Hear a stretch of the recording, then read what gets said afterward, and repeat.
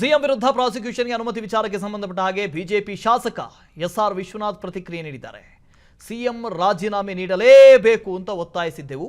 ಈಗ ಪ್ರಾಸಿಕ್ಯೂಷನ್ಗೆ ಅನುಮತಿ ನೀಡಿರುವ ಹಿನ್ನೆಲೆಯಲ್ಲಿ ಮುಖ್ಯಮಂತ್ರಿಗಳು ಹೇಗೆ ನಡೆದುಕೊಳ್ತಾರೆ ಅನ್ನೋದನ್ನ ನೋಡಬೇಕು. ಏನು ಮಾಡಬೇಕು ಅಂತ ನಮ್ಮ ಮುಖಂಡರು ನಿರ್ಧರಿಸ್ತಾರೆ. ಲೋಕಾಯುಕ್ತಕ್ಕೆ ದೂರು ಕೊಟ್ಟರೆ ಸ್ಟೇ ತರ್ತಾರೆ. ರಾಜ್ಯ ಸರ್ಕಾರದವರು ಏನು ಸುಮ್ಮನೆ ಕೂರುವುದಿಲ್ಲ. ನಾವು ರಾಜೀನಾಮೆಗೆ ಒತ್ತಾಯ ಮಾಡೇ ಮಾಡ್ತೀವಿ. ಬೆಂಗಳೂರಿನಲ್ಲಿ ಶಾಸಕ ಎಸ್ಆರ್ ವಿಶ್ವನಾಥ್ ಪ್ರತಿಕ್ರಿಯೆಯನ್ನು ಕೊಟ್ಟಿದ್ದಾರೆ. ಒಂದು ವೇಳೆ ನಾವು ಲೋಕಾಯುಕ್ತಕ್ಕೆಲ್ಲಾದರೂ ದೂರು ಕೊಟ್ಟರೆ ಅಲ್ಲಿಂದ ಸ್ಟೇ ತರ್ತಾರೆ. ಹಾಗಾಗಿ ಪ್ರಾಸಿಕ್ಯೂಷನ್ಗೆ ಅನುಮತಿಯನ್ನು ಕೊಡಲಾಗಿದೆ. ಮುಖ್ಯಮಂತ್ರಿಗಳ ರಾಜೀನಾಮೆಗೆ ನಾವು ಬೇಡಿಕೆಯನ್ನು ಇಡ್ತೀವಿ. ರಾಜೀನಾಮೆ ಕೊಡಬೇಕು ಅಂತ ಹೇಳ್ತೀವಿ. ಅದಕ್ಕೋಸ್ಕರನೇ ಬೆಂಗಳೂರಿನಿಂದ ಮೈಸೂರಿನವರೆಗೆ 124 ಕಿಲೋಮೀಟರ್ ಪಾದಯಾತ್ರೆಯನ್ನು ಮಾಡಿದ್ದೀವಿ. ಈಗೇನು ಮಾಡ್ತಾರೆ ಮುಖ್ಯಮಂತ್ರಿಗಳು ನೋಡಬೇಕು ಅಂದಿದ್ದಾರೆ ಎಸ್ಆರ್ ವಿಶ್ವನಾಥ್, ಬಿಜೆಪಿಯ ಶಾಸಕರು. ಹೋರಾಟ ಕೂಡ ಅದೇ ಆಗಿತ್ತು. ಅಂದರೆ ಹೋರಾಟ ಅಂದರೆ ಪ್ರಾಸಿಕ್ಯೂಷನ್ ಅಂತಲ್ಲ, ಮುಖ್ಯಮಂತ್ರಿಗಳು ನೈತಿಕ ಹೊಣೆಯನ್ನು ಹೊತ್ತು ರಾಜೀನಾಮೆಯನ್ನು ಕೊಡಬೇಕು ಅಂತೇಳಿ. ಬಹುಶಃ ಈಗ ನಮ್ಮ ಮುಖಂಡರೆಲ್ಲ ಮುಂದಿನ ಬೆಳವಣಿಗೆ ಬಗ್ಗೆ ಏನು ತೀರ್ಮಾನ ಅಂತ ಅಂತಾರೆ ಅದ್ರ ಬಗ್ಗೆ ನಾವೆಲ್ಲ ಕೂಡ ಕೂತ್ಕೊಂಡು ಒಟ್ಟಾಗಿ ಚರ್ಚೆ ಮಾಡಿ ಅದ್ರ ಬಗ್ಗೆ ತೀರ್ಮಾನವನ್ನು ತಗೊಂತೀವಿ. ಒಂದು ಇವರೇ ಈಗ ನೀವು ಪ್ರಾಸಿಕ್ಯೂಷನ್ ಕೊಟ್ಟ ತಕ್ಷಣ ಅಲ್ಲಿ ಲೋಕಾಯುಕ್ತದಲ್ಲೆಲ್ಲ FIR ಮಾಡ್ತಾರೆ. ಸಹಜವಾಗಿ ಅದ್ರ ಮೇಲೆ ಸ್ಟೇಗೆ ಹೋಗ್ತಾರೆ. ಸರ್ಕಾರ ಏನು ಸುಮ್ಮನೆ ಇರಲ್ಲ, ಅವರು ಕೂಡ ಸ್ಟೇಗೆ ಹೋಗುವಂಥದ್ದು ಕಾನೂನು ಹೋರಾಟವನ್ನು ಮಾಡ್ತಾರೆ. ಆದರೆ ನೈತಿಕ ಅಂತಕ್ಕಂಥ ಪ್ರಶ್ನೆ ಬಂದಾಗ ವಿರೋಧ ಪಕ್ಷವಾಗಿ ರಾಜೀನಾಮೆಗೆ ಒತ್ತಾಯ ಮಾಡೋದು ನಾವು ಮಾಡ್ತೀವಿ ಅದರಲ್ಲಿ.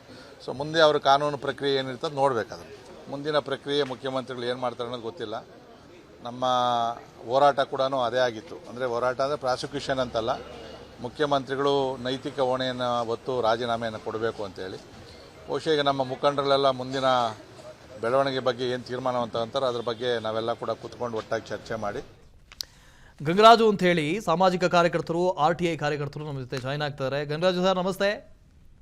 ನಮಸ್ತೆ ಸರ್, ಹೇಳಿ ಸರ್. ಮುಖ್ಯಮಂತ್ರಿಗಳ ವಿರುದ್ಧವಾಗಿ ಪ್ರಾಸಿಕ್ಯೂಷನ್ಗೆ ಅನುಮತಿಯನ್ನು ಕೊಡಲಾಗಿದೆ. ರಾಜ್ಯಪಾಲರು ಅನುಮತಿಯನ್ನು ಕೊಟ್ಟಿದ್ದಾರೆ ಒಂದು ಕಡೆ. ಇನ್ನೊಂದು ಕಡೆ ಸರ್ಕಾರ ಹೇಳ್ತಾ ಇದೆ, ವಾದ ಮಾಡ್ತಾ ಇದೆ, ಇದು ರಾಜಭವನವನ್ನ ದುರುಪಯೋಗ ಪಡಿಸ್ಕೊಳ್ತಾ ಇರೋದು, ಕೇಂದ್ರ ಸರ್ಕಾರದ ನೇರ ಒತ್ತಡ ಇದೆ ಅಂತ ಹೇಳ್ತಾ ಇದ್ದಾರೆ. ನೀವೇನು ಹೇಳ್ತೀರಿ?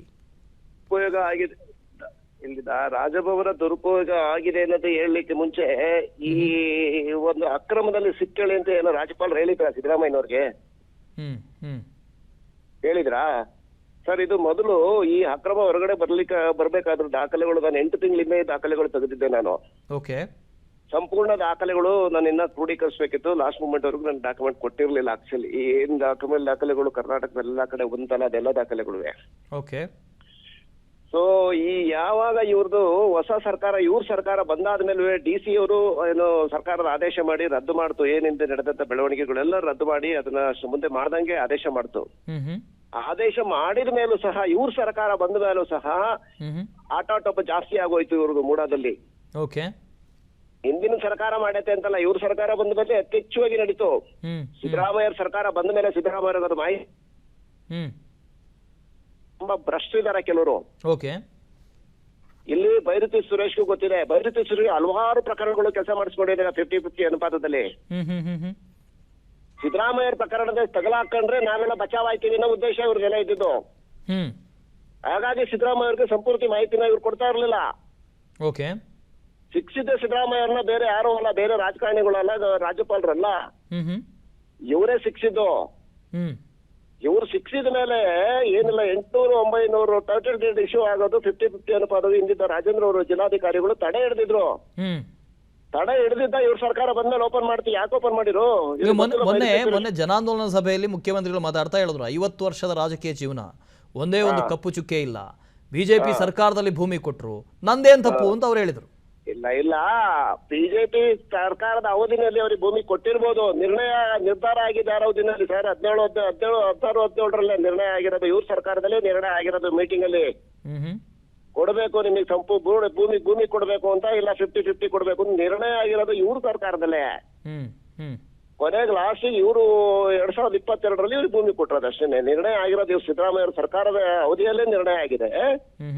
ಫಸ್ಟ್ ನಾನು ಒಂದೇ ಮಾತು ಮಾಧ್ಯಮದ ಮುಖಾಂತರ ಮೊನ್ನೆ ಸಿದ್ದರಾಮಯ್ಯ ವಿನಂತಿ ಮಾಡ್ಕೋತೀನಿ, ನಿಮ್ಮದು 14 ಸೈಟು ಅಷ್ಟೇ.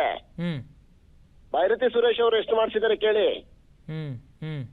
ಅವ್ರ ಹಿಂಬಾಲಕರಿಗೆ ಎಷ್ಟು ಮಾಡಿಸಿದಾರೆ ಕೇಳಿ ಸರ್. ಯಾಕೆ ಸರ್ ಇವತ್ತವರೆಗೂ ಆಯುಕ್ತರುಗಳಿಗೆ ಯಾಕೆ ಸರ್ ನೇರವಾಗಿ ಹೊಣೆ ಮಾಡ್ತಾ ಇಲ್ಲ ಸರ್? ಇವ್ರು ಫಿಕ್ಸ್ ಮಾಡ್ತಾ ಇಲ್ಲ, ಹೊಣೆಗಾರಿಕೆ ಫಿಕ್ಸ್ ಮಾಡ್ತಾ ಇಲ್ಲ. ಆಯುಕ್ತರು ಯಾರಿದ್ರು ಹಿಂದೆ ನಟೇಶ್ ಅವರು, ದಿನೇಶ್ ಅವ್ರಿಗೆ. ಹಾಗಾದ್ರೆ ಇಲ್ಲಿ ನೇರವಾಗಿ ಮುಖ್ಯಮಂತ್ರಿಗಳನ್ನ ಟಾರ್ಗೆಟ್ ಮಾಡೋದಕ್ಕಿಂತ ಅದಕ್ಕಿಂತ ಹಿಂದೆ ಅವರ ಅಕ್ಕಪಕ್ಕದಲ್ಲಿ ಮಾಡ್ಕೊಂಡವರು ಎಷ್ಟು ಜನ ಅದನ್ನು ತನಿಖೆ ಆಗಬೇಕು ಅಂತ. ಇನ್ಕಲ್ ಪಾಪಣ್ಣ ರಾಕೇಶ್ ಪಾಪಣ್ಣ ಇದನ್ನ ಎಲ್ಲಿ ಎಷ್ಟು ಮಾಡಿಸಿದ ಇದೆಲ್ಲ ಗೊತ್ತಿಲ್ವ ಮರಿಗೌಡ್ರಿಗೆ? ಎಲ್ಲಾ ಗೊತ್ತಿದೆ ಮರಿಗೌಡ್ರಿಗೆ. ಅವ್ರ MLAಗಳು ಎಷ್ಟು ಮಾಡ್ತಿರೋ ಕೆಲಸಗಳನ್ನ ಅವರೆಲ್ಲರೂ ಮುಚ್ಚಾಕೋಸ್ಕರ ಇವ್ರನ್ನ ಬಲಿಪಶು ಮಾಡಿದ್ದು ಇಷ್ಟೇನೆ. ಇವ್ರದೇನು ದೊಡ್ಡ ಇಶ್ಯೂ ಅಂತ ಅಲ್ಲ ಸಿದ್ದರಾಮಯ್ಯ ಅವ್ರದ್ದು, ಇವ್ರದೇ ದೊಡ್ಡ ಇಶ್ಯೂ. 500, 600, 1000 ಸೈಟ್ಗಳನ್ನೆಲ್ಲ ಹೊಡೆದ್ಬಿಟ್ರು ಇವರು. ಇವ್ರದ್ದು ಯಾವಾಗ ಅತಿರೇಕಕ್ಕೂ ಹೋಯ್ತು, ಇವ್ರದ್ದು ಭ್ರಷ್ಟಾಚಾರ ಮಿತಿ ಮೀರಿತು. ಸರ್ಕಾರ ರದ್ದು ಮಾಡಿದ್ರು ಸಹ, ರದ್ದು ಮಾಡಿದ್ರಿಂದ ಈಚೆಗೆ ತೆಗಿಲಿ ಈಗ ಸಿದ್ದರಾಮಯ್ಯರು. ಗೊತ್ತಾಗುತ್ತೆ ನಮ್ಮ ಸರ್ಕಾರದ ಬಂದಿದ್ದು ಎಷ್ಟಾಗಿದೆ ಅಂತ ಗೊತ್ತಾಗುತ್ತೆ. ಅದನ್ನ ಮುಚ್ಚಿಡ್ತಾವ್ರೆ. ಯಾಕೆ ಮುಚ್ಚಿಡ್ಬೇಕು ಸ್ವಾಮಿ? ತೆಗಿಬೇಕು. ಮೊದಲು ಇವ್ರು ಹಿಂಬಾಲಕರು ಅಕ್ಕಪಕ್ಕ ಇದ್ರು, ಇವರು ಅವ್ರನ್ನ ದಿಕ್ಕು ತಪ್ಪಿಸಿದ್ರು, ಇವರು ಅವರು ದಾರಿ ತಪ್ಪಿಸಿದ್ರು ಸಿದ್ದರಾಮಯ್ಯ ಅವ್ರಿಗೆ. ಇವರು ಅವ್ರು ನಂಬ್ತಾರೆ. ಯಾಕೆ ನಂಬ್ತಾರೋ ನನಗೆ ಗೊತ್ತಾಯ್ತಲ್ಲ. ದಾಖಲೆಗಳು ಗೊತ್ತಾದ್ರೆ ಇವ್ರು ವಕೀಲರಿದ್ದಾರೆ, ಯಾಕೆ ದಾಖಲೆಗಳು ಇವ್ರು ಯಾಕೆ ಪರಿಶೀಲನೆ ಮಾಡಲ್ಲ? ಮೊದಲೇ ಸರೆಂಡರ್ ಮಾಡ್ಬೋದಿತ್ತಲ್ಲ ಸರ್ ಇವರು. ನಾವು ಮಾಧ್ಯಮದಲ್ಲಿ ಪ್ರಪ್ರಥಮವಾಗಿ ನಾನು ಹೇಳಿಕೆ ಕೊಟ್ಟಿದ್ದೆ. ನಾನು ಇದನ್ನೇ ಫಸ್ಟ್ ಕೊಟ್ಟಿದ್ದು. ಫಸ್ಟ್ ದಾಖಲೆ ಸರೆಂಡರ್ ಮಾಡ್ಲಿ, 14 ಸೈಟ್ಗಳು ಮಾನ್ಯ ಮುಖ್ಯಮಂತ್ರಿಗಳು ಸರೆಂಡರ್ ಮಾಡ್ಲಿ, ಉನ್ನತ ಮಟ್ಟದ ತನಿಖೆಗೆ ಆದೇಶ ಮಾಡ್ಲಿ. ಆಗ ಇವರೆಲ್ಲರೂ ತಗಲಾಕತ್ತಾರೆ. ಇವರೆಲ್ಲರೂ ತಗಲಾಕಬೇಕು. ಯಾವುದೇ ಪಕ್ಷ ಇರ್ಲಿ ಸರ್, ಬಿಜೆಪಿ, ಕಾಂಗ್ರೆಸ್, ಜನತಾದಳ ಎಲ್ಲಾ ಪಕ್ಷದವರು ತಗಲಾಕೊಳ್ಳಿ ಅನ್ನೋ ಉದ್ದೇಶ ನಂದಿತ್ತು. Okay, fine. Thank you Gangaraj ಅವರೇ, ನಮ್ಮ ಜೊತೆ ಮಾತನಾಡಿದಕ್ಕೆ ಥ್ಯಾಂಕ್ ಯು ಸೋ ಮಚ್. ಅನುಕ್ಷಣದ ಸುದ್ದಿಗಳಿಗಾಗಿ Vistara news YouTube channel subscribe ಮಾಡಿ. ಹೊಸ ಸುದ್ದಿಗಳ ನೋಟಿಫಿಕೇಶನ್ಗಾಗಿ ಬೆಲ್ ಐಕಾನ್ ಕ್ಲಿಕ್ ಮಾಡಿ. ಲೇಟೆಸ್ಟ್ ಅಪ್ಡೇಟ್ಸ್ಗಾಗಿ www.vistaranews.com ವೆಬ್ಸೈಟ್ಗೆ ವಿಸಿಟ್ ಮಾಡಿ. ಅಂಗೈಯಲ್ಲೇ ಜಗತ್ತಿನ ಸುದ್ದಿ ತಿಳಿಯಲು Vistara news Kannada app download ಮಾಡಿ.